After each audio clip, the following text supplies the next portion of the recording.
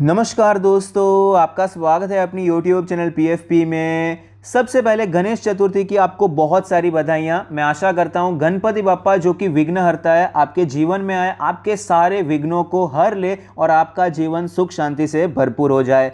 तो चलिए अब मार्केट के बारे में चर्चा करते हैं। निफ्टी 50 ने अगस्त के महीने में अच्छी खासी वॉलेटिलिटी दिखाई है। आप देख पाएंगे पहले तो ऊपर गया, फिर एक शार्प सेल ऑफ आया, फिर थोड़ा बाउंस बैक आया, फिर गिरावट देखने को मिली, फिर एक अनएक्सपेक्टेड रैली आपको देखने को मिली। ओवरऑल वॉलेटिलिटी हुई है 3% के आसपास के पॉजिटिव रिटर्न्स निफ्टी 50 ने अगस्त के महीने में बनाकर दिए हैं। तो हमने स्विंग ट्रेड करके कितना प्रॉफिट किया, कितना लॉस किया, इसके बारे में चर्चा करने वाले हैं। और हमने जून और जुलाई में क्या ट्रेड किया था वो भी मैं आपको इसी वीडियो में बताने वाला हूं, क्योंकि जून और जुलाई का हमने वीडियो नहीं बनाया था तो हम लास्ट में डिस्कस करने वाले हैं। तो अगस्त में जो सबसे पहला ट्रेड हमने यहां पर लिया था HDFC का स्विंग ट्रेड था। 2370 पे हमने एंटर किया। 2450 का हमारा पहला टारगेट था। 2350 का स्टॉप लॉस, 1:3 का रिस्क रिवॉर्ड रेशियो था। हमने यहां पर 50% का ट्रेडिंग कैपिटल डिप्लॉय किया था, क्योंकि जिस प्रकार से हमने स्टॉप लॉस सेट किया था उस प्रकार से 50% डिप्लॉय करने के बाद भी हम ज्यादा रिस्क नहीं ले रहे थे, आधे 1% के आसपास से रिस्क ले रहे थे। तो HDFC में जो ट्रेड था काफी ज्यादा सिंपल ट्रेड था। यहां पर रेजिस्टेंस के आसपास कंसोलिडेट किया, जैसे ही ब्रेकआउट हुआ हमने ट्रेड लिया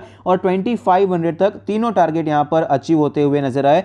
दूसरा ट्रेड हमारा एक्सिस बैंक का स्विंग ट्रेड था। 737 पे एंटर किया, 770 का टारगेट, 730 का स्टॉप लॉस, 1:3 का रिस्क रिवॉर्ड रेशियो, 20% का कैपिटल डिप्लॉय किया था। ये भी एक्चुअली काफी ज्यादा सिंपल ट्रेड था। ब्रेकआउट कहां पर हुआ है, 700 के लेवल पे ब्रेकआउट हुआ। उसके बाद यहां पर आप देख पाएंगे कंसोलिडेशन किया, तो हमने ये कंटिन्यूएशन पे ट्रेड किया, यहां पर ट्रेड लिया और टारगेट यहां पर अचीव होता हुआ नजर आया। टाटा मोटर्स में स्विंग ट्रेड लिया, 460 पे बाय किया, 520 का टारगेट, 450 का स्टॉप लॉस और हमने यहां पर स्टॉप लॉस को 3 बार शिफ्ट भी किया है। 1:3 का हमारा रिस्क रिवॉर्ड रेशियो था, 30% का कैपिटल डिप्लॉय किया। यहां पर किस प्रकार से हमने स्टॉप लॉस को शिफ्ट किया है मैं आपको चार्ट पर दिखाता हूं। सबसे पहले एंट्री के बारे में बात करें, यहां पर एक लंबा कंसोलिडेशन देखने को मिला और ब्रेकआउट यहां पर हुआ, यहां पर हमने एंटर किया।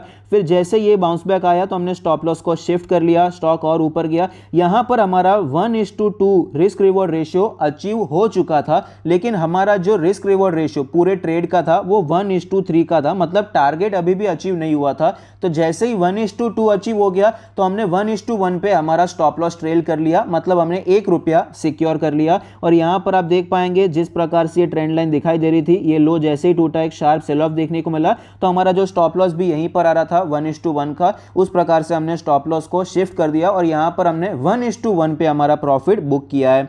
हैप्पीएस्ट माइंड्स में हमने ट्रेड लिया, ₹1000 पे एंटर किया, 1180 का पहला टारगेट, 970 का स्टॉप लॉस था। यहां पर स्टॉप लॉस को एक बार शिफ्ट किया, 1:5 का रिस्क रिवॉर्ड रेशियो था, 20% का कैपिटल हमने डिप्लॉय किया था।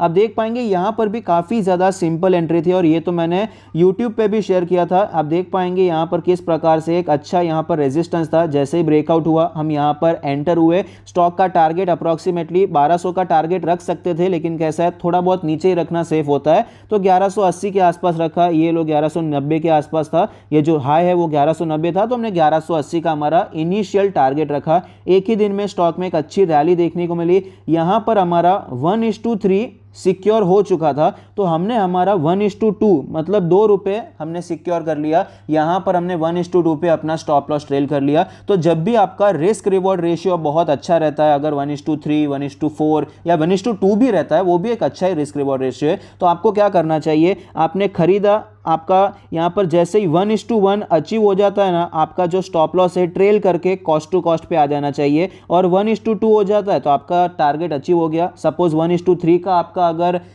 रिस्क रिवॉर्ड रेशियो रहता है तो आपको स्टॉप लॉस को एक और बार ट्रेल करके 1:1 कर देना चाहिए, मतलब आपको अभी प्रॉफिट तो मिलने वाला है, अभी लॉस नहीं होने वाला है। इस प्रकार से आप स्टॉप लॉस को ट्रेल करते जा सकते थे।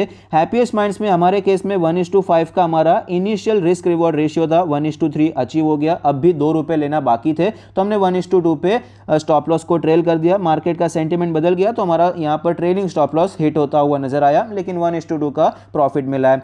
जुबिलेंट फूड वर्क्स में हमने स्विंग ट्रेड लिया, 595 295 पे एंटर किया, 660 का टारगेट, 570 का स्टॉप लॉस, 1:2 का रिस्क रिवॉर्ड रेशियो, 10% का कैपिटल डिप्लॉय किया था। यहाँ पर शुरू में हमने यहाँ काफ़ी ज़्यादा कन्फ्यूजन भी क्रिएट हो रहा था मेंबर्स में कि इतना ज़्यादा कैपिटल किसी में डाल रहे हैं, मतलब वहाँ पर ज़्यादा कॉन्फिडेंस है, 10% ही डाल रहे हैं जुबिलेंट में, मतलब कम कॉन्फिडेंस है। ऐसा नहीं है, एक्चुअली यहाँ पर हमने जो क्वांटिटी डिसाइड की थी वो स्टॉप लॉस के ऊपर किया था कि भाई पर ट्रेड मुझे कितना रिस्क लेना है उसके हिसाब से डिसाइड किया था। 570 का स्टॉप लॉस था, अप्रॉक्सीमेटली एंट्री 600 के आसपास आ रही थी, तो इस हिसाब से जो क्वांटिटी कैलकुलेट होती है उस हिसाब से हमने कैपिटल डिप्लॉयमेंट कितना रखना चाहिए वो डिसाइड किया था। 600 के ब्रेकआउट पे एंटर किया, थोड़ा ऊपर भी गया लेकिन वापस नीचे आ गया, स्टॉप लॉस हिट हो गया, लॉस हुआ।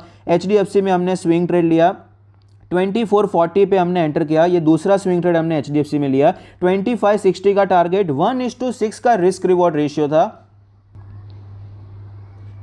60% का ट्रेडिंग कैपिटल हमने डिप्लॉय किया। यहाँ पर ये देख के आपको लगेगा कि बहुत ज़्यादा कॉन्फिडेंस था इसलिए ज़्यादा पैसा डाला, लेकिन अगर आप कैलकुलेट करने जाएंगे 2440, 2420, तो इस हिसाब से अगर आपके पास 1 लाख है, 60% मतलब 60,000 आपने डाल दिया, तो भी 500 के आसपास ही आप रिस्क ले रहे हैं, जो कि आपके टोटल कैपिटल का सिर्फ 0.5% के आसपास है। तो इस हिसाब से देखा जाता है, इस हिसाब से ट्रेडिंग कैपिटल कितना डालना है डिसाइड किया जाता है। तो यहाँ पर हमने ट्रेड क्यों लिया था, लॉजिक काफ़ी सिंपल था। एक्चुअल ब्रेकआउट 2400 से हुआ, जहां पर हमने हमारा पहला ट्रेड लिया, टारगेट अचीव भी हुआ, स्टॉक वापस नीचे आया। अब ये पहला रीटेस्ट था, एक अच्छे ब्रेकआउट के बाद पहले रीटेस्ट पे चांसेस रहते हैं कि स्टॉक वापस ऊपर जा सकता है, इसीलिए हमने ट्रेड इनिशिएट किया, लेकिन स्टॉक का स्टॉप लॉस उसी दिन हिट होता हुआ नजर आया, फिर तो स्टॉक और भी ज्यादा नीचे गया, वापस अभी ऊपर आ चुका है। लेकिन यहां पर मार्केट का सेंटीमेंट अचानक चेंज हुआ, शायद एक्सपायरी का ही दिन था, तो यहां पर हमारा स्टॉप लॉस उसी दिन पे जिस दिन ट्रेड लिया हिट होता हुआ नजर आया। जील में हमने यहाँ पर ट्रेड लिया था, 260 पे एंटर हुए, 295 का टारगेट, 248 का स्टॉप लॉस, 1:4 का हमारा रिस्क रिवॉर्ड रेशियो, 10% का ट्रेडिंग कैपिटल हमने एलोकेट किया था। यहाँ पर हमने इस ब्रेकआउट पे खरीदा था, थोड़े दिन तक ये स्टॉक शांत रहा, फिर नीचे आ गया। फिर जब मार्केट में अभी परसों ही गिरावट देखने को मिली थी, जो बड़ी गिरावट मार्केट में होती हुई नजर आई, एक गैप डाउन ओपनिंग हमें देखने को मिली थी, तो 17,350 का लेवल निफ्टी के लिए काफ़ी ज़्यादा इंपॉर्टेंट था, क्योंकि 18,000 से एक बार नीचे आया, वहीं से ऊपर गया था। अगर वो 17,350 का लेवल टूटता है, मतलब मार्केट अभी स्विंग ट्रेड्स के लिए सूटेबल नहीं है। तो अगर स्टॉप लॉस हिट हुआ भी है या फिर नहीं भी हुआ है, स्विंग ट्रेड से एग्जिट करना ज़्यादा सेंस बनता है। तो वहाँ पर हमारे जो एग्जिस्टिंग जो स्विंग ट्रेड बचे हुए थे, वहाँ से हमने एग्जिट कर दिया। मार्केट देखिए अभी 750 पे है, लेकिन SGX निफ्टी वापस आपको नीचे दिखा रहा है, इसीलिए निफ्टी को देखकर अपनी पोजीशंस को चेंज करना कई बार बहुत ही ज़्यादा ज़रूरी हो जाता है। तो जील में हमने यही किया। साइंट में हमने स्विंग ट्रेड लिया था, 850 का बाय था, 950 का हमारा टारगेट, 810 का स्टॉप लॉस, 1:2 का रिस्क रिवॉर्ड और 15% का कैपिटल एलोकेट किया था। यहाँ पर इस ब्रेकआउट पे हमने स्टॉक को खरीदा था, फिर स्टॉक नीचे आया, यहाँ पर 810 के आसपास जील के साथ ही हमने एग्जिट किया जब मार्केट गैप डाउन हुआ था। कैनरा बैंक में स्विंग ट्रेड 234 पे हमने खरीदा था, 248 का हमारा टारगेट था, 230 का स्टॉप लॉस, जिसे एक बार हमने शिफ्ट किया। 1:3 का इनिशियल रिस्क रिवॉर्ड रेशियो था, हमने 25% का कैपिटल डिप्लॉय किया, लेकिन 236 जैसे ही गया हमने इसको 10% पे ही कर दिया, क्योंकि मुझे साइंट में ज़्यादा अच्छी अपॉर्चुनिटी लग रही थी, तो कैपिटल यहाँ से रिड्यूस करके वहाँ पर हमने शिफ्ट कर दिया था। ये ट्रेड भी एक्चुअली एक कंटिन्यूएशन ट्रेड था, ब्रेकआउट हुआ 220 पे, फिर यहाँ पर ट्रेड किया, फिर यहाँ पे एक अच्छा ब्रेकआउट हुआ तो हमने ट्रेड लिया, लेकिन स्टॉक वापस नीचे आ गया। 236 पे मैक्सिमम क्वांटिटी हमने निकाल दी थी, इसलिए स्टॉप लॉस जो हमने ट्रेल किया 232, वो हिट होने के बाद भी कॉस्ट टू कॉस्ट पे पूरी पोजीशन यहां पर निकल गई। KPR मिल्स में हमने पोजिशनल ट्रेड लिया था, 600 पे बाय, 680 का टारगेट, 585 का स्टॉप लॉस, 1:4 का रिस्क रिवॉर्ड रेशियो, 15% का कैपिटल डाला था। यहां पर इस लेवल पे हमने एंटर किया, स्टॉक ऊपर गया, वापस नीचे आया, 600 पे हमने वापस इसे एग्जिट कर दिया, क्योंकि निफ्टी 50 17,350 के नीचे आ चुका था। तो इस हिसाब से हमारे KPR मिल में भी हमें नो प्रॉफिट नो लॉस पे, मतलब कॉस्ट टू कॉस्ट पे यहां पर एग्जिट हो गए।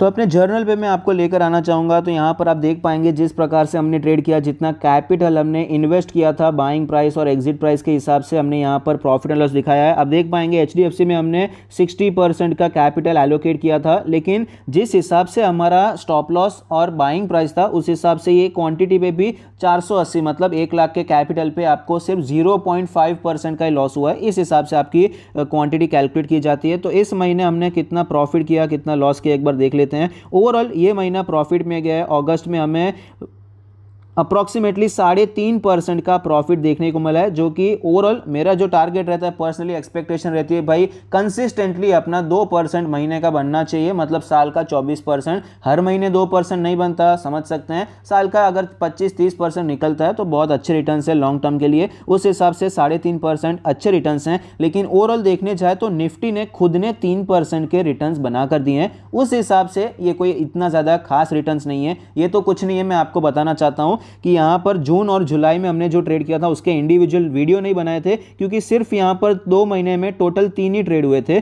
गोल्ड 20 का हमने ट्रेड लिया था, मतलब एक्चुअली गोल्ड में लेना चाहते थे, लेकिन अभी गोल्ड में अगर लेना है, सबके पास कॉमोडिटी अकाउंट नहीं रहता है, तो गोल्ड 20 उसे ही फॉलो करता है, तो हमने गोल्ड 20 में यहाँ पर ट्रेड लिया। जो ब्रेकआउट में कई बार आपको बता रहा हूँ, बार बार गोल्ड फेक ब्रेकआउट कर रहा है, उसमें से जो पहला ब्रेकआउट हुआ था फेक ब्रेकआउट, वहां पर हम एंटर हुए थे और 2 ही दिन में वो स्टॉप लॉस हमें हिट होता हुआ नजर आया, तो वहां पर कैपिटल पे 0.6% का लॉस हुआ। डीवी स्लैब में हमने एक ट्रेड लिया था, वहां पर कैपिटल पे 0.15% का लॉस हुआ। वो ट्रेड पे वो एक कॉन्ट्रा ट्रेड था एक टाइप का, क्योंकि मार्केट इतनी स्ट्रांग नहीं हुई थी, हम वहां पर बुलिश होने की कोशिश कर रहे थे, इसलिए वैसे भी ज़्यादा रिस्क नहीं लिया, 150 रुपये का ही हमने रिस्क लिया था।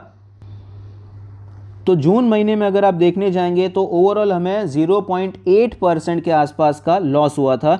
HDFC बैंक का एक ट्रेड हमने जुलाई में लिया था, एक ही ट्रेड लिया था, उसमें अप्रॉक्सीमेटली 1000 रुपीज़, मतलब 1% का प्रॉफिट हमें जुलाई में हुआ था। अब देखने जाएंगे जून ओपनिंग से मार्केट निफ्टी में 1 जून को कहाँ पर था और अभी फिलहाल 31 अगस्त को कहाँ पर है। अगर आप देखने जाएंगे तो निफ्टी 6% अप्रॉक्सीमेटली ऊपर है, 6-6.5% के पॉजिटिव रिटर्न्स निफ्टी ने बनाकर दिए हैं, जबकि हमने 3.5% के ही रिटर्न्स बनाए हैं। तो पिछले 3 महीने में एक्चुअली हमने निफ्टी को अंडर परफॉर्म किया है, अप्रॉक्सीमेटली 2.5% से हमने अंडर परफॉर्म किया है। ये तो अभी एक्सेल का डेटा है, यहाँ पर चार्जेस भी लगते हैं, तो इस हिसाब से हमने 3-3.5% का अंडर परफॉर्मेंस निफ्टी पे किया है। ओवरऑल अगर आप देखने जाएंगे तो जब से हमने PFP प्रो मेंबरशिप की शुरुआत की है, जो कि जैन 2021 में की है, फिलहाल यहाँ पर जब अक्टूबर 2021 से जो स्पीड चल रही थी वो हमें कम होती हुई नजर आई। फिलहाल ऑल टाइम हाई के प्रॉफिट पर हम चल रहे हैं, जो कि ओवरऑल अच्छी बात है, लेकिन जिस हिसाब से मार्केट में एक मूवमेंट देखने को मिला है, जिस हिसाब से मार्केट में वॉलेटिलिटी देखने को मिली है,